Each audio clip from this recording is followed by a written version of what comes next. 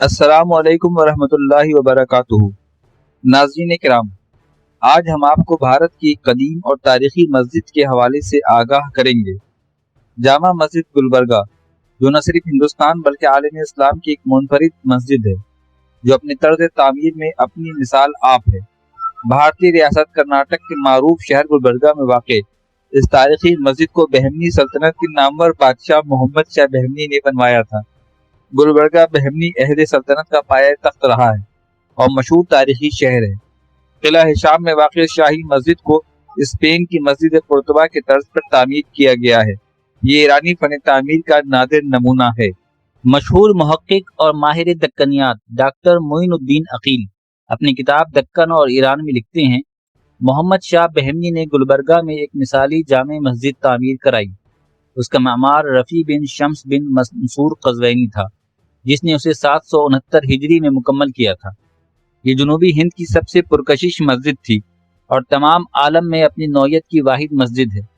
اس پر بے شمار گنبد ہیں اور مسجد کا کوئی صحن نہیں۔ تمام گنبد مقرنصوں یعنی نقش نگاری سے مزین اور قطری کمانوں پر قائم ہیں۔ ایرانی معمار نے مسجد کی تعمیر کے وقت ہندوستانی ثقافت کو بھی پیش نظر رکھا۔ اس مسجد کی چھت پر ایک بڑا گنبد ہے، درمیانی گنبد 4 ہیں، چھوٹے گول گنبدوں کی تعداد 75 ہے، جبکہ طویل گنبد 27 ہیں، اور ستونوں کی کل تعداد 127 ہے۔ مسجد کی تعمیر پتھر اور چونے سے کی گئی ہے۔ جامع مسجد کا طول مغرب سے مشرق تک 176 فٹ ہے اور شمال سے جنوب تک اس کا عرض 216 فٹ ہے۔ بے شمار گنبدوں کی موجودگی کی وجہ سے اس مسجد میں لاؤڈ اسپیکر کی ضرورت پیش نہیں آتی۔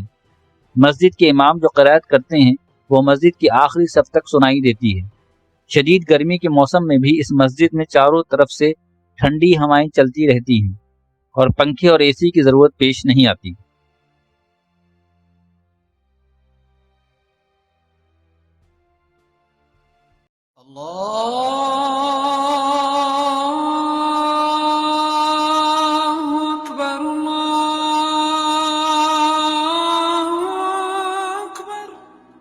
لیکن اب تقریباً 700 سالہ قدیم یہ تاریخی مسجد اس وقت شدید زبوں حالی کا شکار ہے اور حکومت وقت کی خصوصی توجہ کی مستحق ہے۔